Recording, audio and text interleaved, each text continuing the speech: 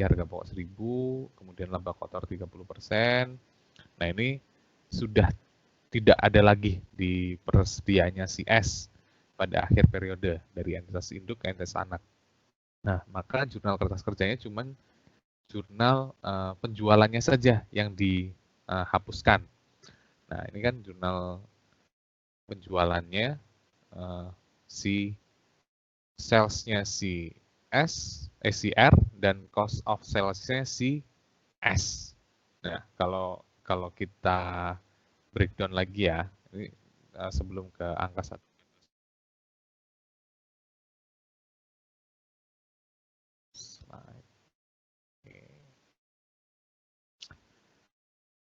Ini adalah R, ini adalah S. R menjual barang dagangan ke S seharga 1429 tadi ya. Berarti anggaplah secara tunai misalnya.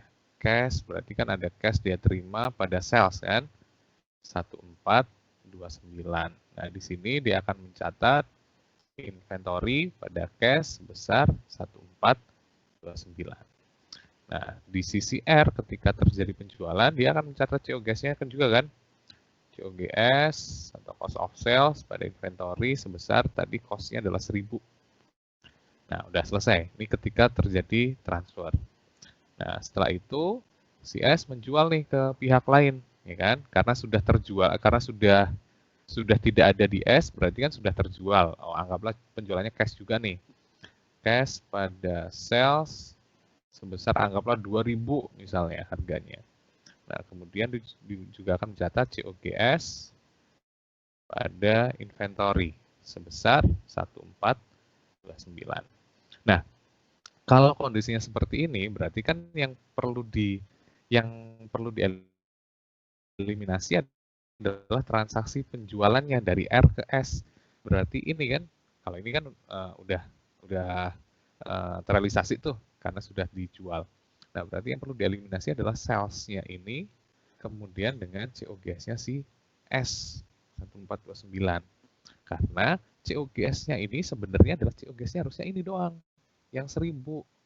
Nah, makanya sudah muncul nih. Nah, COGS-nya yang ini dihapus, sales yang ini juga dihapus. Kenapa salesnya bukan yang ini? Karena sales sebenarnya adalah yang 2.000. Sales yang terjadi sebenarnya adalah 2.000. Jadi kalau misalnya ini misalnya R dan S itu adalah satu entitas, berarti kan jurnal penjualannya seharusnya, jurnal penjualan ketika terjadi penjualan ini, berarti kan cuman cash pada sales sebesar 2.000, karena langsung ke pihak luar ya. Kemudian COGS pada inventory sebesar 1.000 doang kan, karena yang ini. Nah, itulah kenapa sales ini dihapus, COGS ini juga dihapus. Karena sebenarnya prinsipnya adalah yang ini. Nah, itu kenapa harus dieliminasi nilai mana tadi?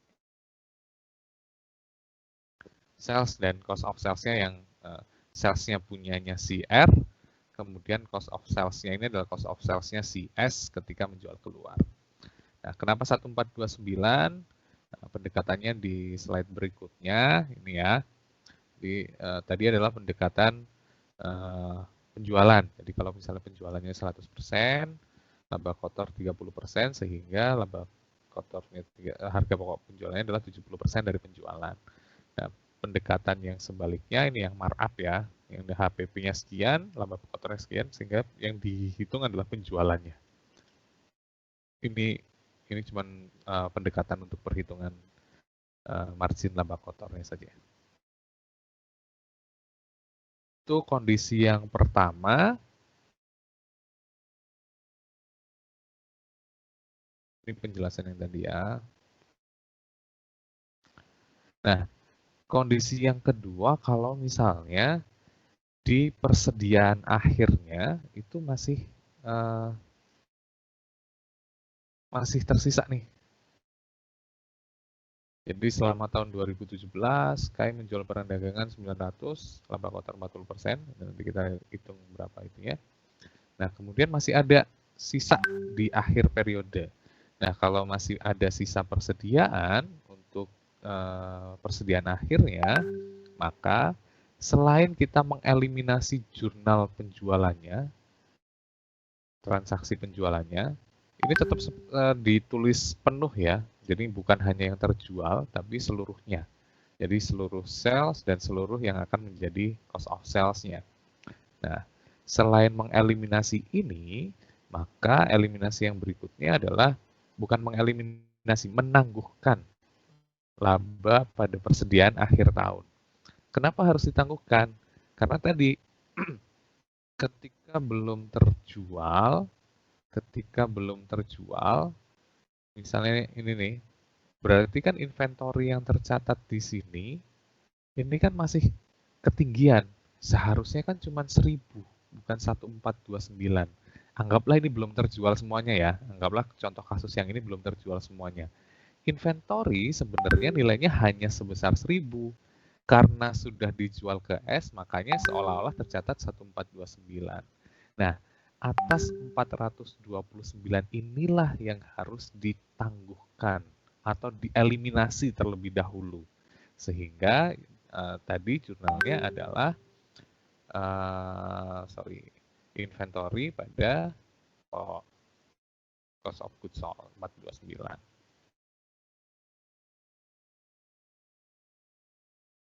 Nah, inventory pada cost of sales. Kenapa kok kepada cost of sales, Pak? Karena ini, ingat kembali ke jurnal yang pertama. Jurnal yang pertama adalah mengeliminasi seluruh penjualan dan seluruh cost of goods sold yang akan terjadi. Sehingga masih bisa diarahkan ke cost of goods sold-nya. Nah, ini adalah kondisi kedua. Nah, kondisi yang ketiga bukan hanya persediaan akhirnya, tapi di persediaan awalnya itu juga masih ada masih ada barang antar perusahaan. Jadi, dalam contoh kasus ini, persediaan barang dagangannya itu persediaan awalnya adalah 120. 120 itu adalah dari transaksi yang ini. Ya kan? Masih ada 120 yang akan menjadi persediaan awal. Nah, di tahun 2017 ada kondisi lagi, kemudian di akhirnya masih punya 260. Nah, di sini berarti yang atas persediaan awal ini nanti juga harus dilakukan penyesuaian. Nah, selain yang ini, yang pertama adalah jurnal penjualannya, kemudian penangguhan inventory akhirnya tadi, cost of sales pada inventory, kemudian mengakui profit yang sebelumnya ditangguhkan dari inventory awal. Nah, kalau di sini sebaliknya, berarti yang atas 2016 itu nanti harus kita akui nih profitnya, ya kan? Tadi apa tuh namanya? Persediaan akhirnya adalah 120 dolar, kemudian marginnya tadi adalah 25%, maksudnya ya, sehingga ketemu angka 24 lah intinya itu. Nah, kita akan masukkan ini. Nah, ini 3 kondisi yang mungkin terjadi dalam transaksi antar perusahaan yang melibatkan persediaan. Nah, sini. Nah, sudah. Kemudian ada isu upstream dan downstream. Nah, intinya kalau upstream itu berarti up berarti dari subsidiary ke parent, kalau down berarti dari parent ke subsidiary. Nah, downstream induk menjual produk ke anak, upstream anak menjual ke produk ke induk. Nah, ini nanti yang akan muncul permasalahan adalah kalau misalnya upstream, ya kan? Yang kita bahas tadi di sebelum-sebelumnya kita bahas downstream dari induk ke anak. Nah, makanya kalau dari induk ke anak nggak ada isu nanti ketika ada transaksi dari anak ke induk, maka akan muncul isu non-controlling interest. Kenapa ada non-controlling interest? Karena atas laba yang mungkin terjadi, labanya kan berarti menjadi labanya anak sebenarnya. Nah, atas laba anak ini kan bukan seluruhnya punya induk, ya kan? Tapi ada non-controlling interest. Kalau nggak 100%, kalau 100% sih nggak ada isu non-controlling interest ya. Nah, ini adalah yang downstream tadi ya, yang downstream. Nah, kalau upstream, nanti akan muncul di sini nih, jurnal yang ini. Masuk jurnal yang ini, nanti akan muncul isu non-controlling interest. Karena ada haknya si non-controlling interest. Nah, untuk apa tuh namanya? Jurnal komplitnya yang upstream itu kita bahas minggu depan ya. Lebih rincinya di minggu depan untuk yang upstream ya, non-controlling interest-nya. Untuk analisis perhitungannya akan seperti ini sebenarnya. Jadi ini misalnya contoh, kalau yang downstream nggak ada isu ya. Downstream berarti net income segini, ada amortisasi, adjusted income-nya tinggal dibagi 80-20 kondisinya. Kemudian tadi ada atas ending inventory, profit yang ditangguhkan, maka 60 akan menjadi bebannya si induk semuanya. Begitu juga yang beginning inventory sebesar 24. Nah, sehingga totalnya adalah 3764. Ini nanti akan masuk ke kertas kerja konsolidasi yang jurnal 3. Kalau ingat, ini nanti akan jurnal 4. Shareholder dividen. Nah, udah. Ini kalau misalnya downstream. Nah, kalau upstream sebaliknya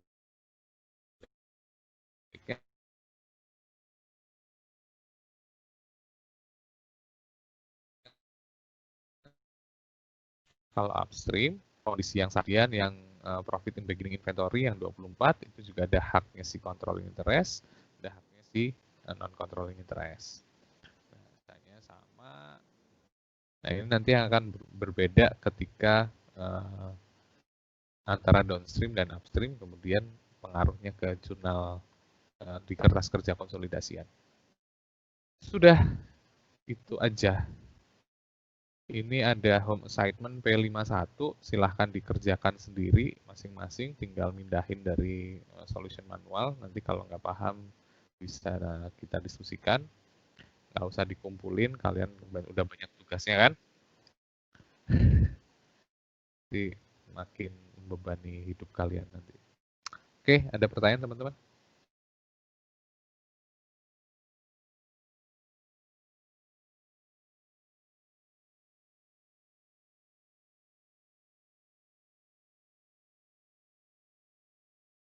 Ada yang mau didiskusikan, teman-teman? Untuk jurnal lebih rincinya minggu depan ya, untuk yang non-controlling interest ya.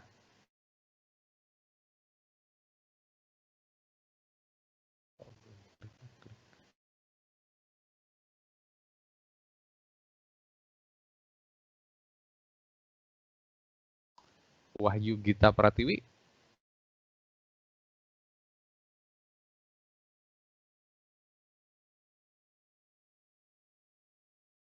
Ada Gita?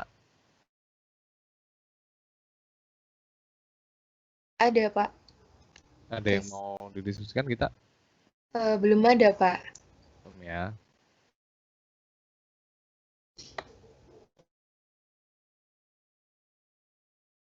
Michael Armstrong Manulu. Saya mau bertanya ini Pak, yang transaksi laba induk dengan anaknya itu Pak, kapan pakai yang metode laba berdasarkan penjualan dan kapan pakai markup? Oh, itu nanti tergantung di soal ya, kalau itu ya. Jadi ada disebutkan di soal itu Pak? Soal, itu kan cuman pendekatan aja, cuman pendekatan perhitungannya aja. Jadi nanti itu termasuk data yang muncul di soal kalau misalnya yang muncul ya. Oke, makasih Pak. Oke.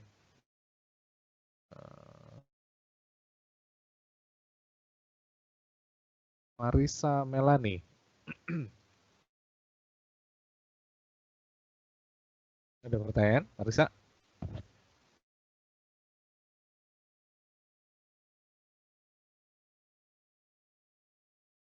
Oke.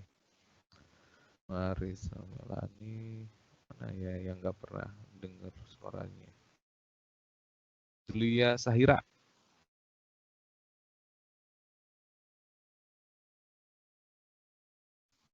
Sahira? Belum ada, Pak. Ada. Asri Darmayanti. Iya, Pak. Belum ada pertanyaan, Pak. Belum ada pertanyaan. Asri Darmayanti absen berapa ya?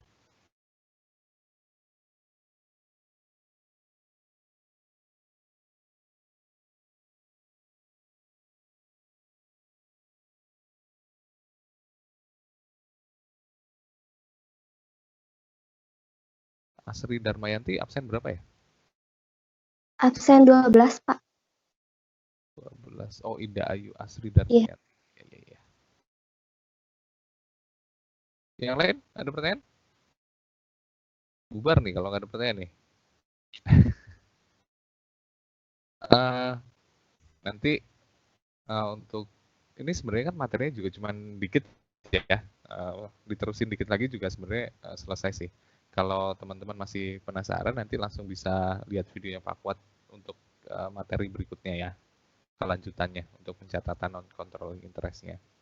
Nah, kemarin sih, kemarin ya, si Febri nge-WA saya ya, Pak, nanti kita bahas soal kayak pas UTS kemarin.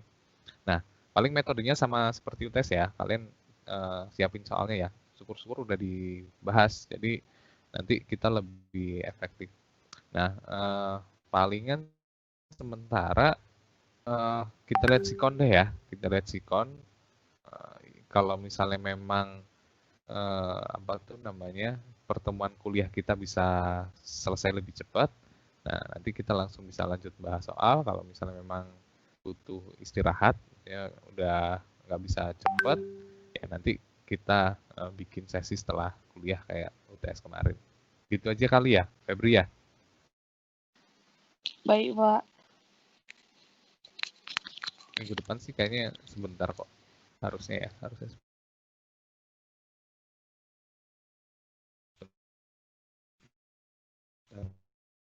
Kecuali kalian ada banyak hal yang mau didiskusikan. Hitung mundur 10 detik.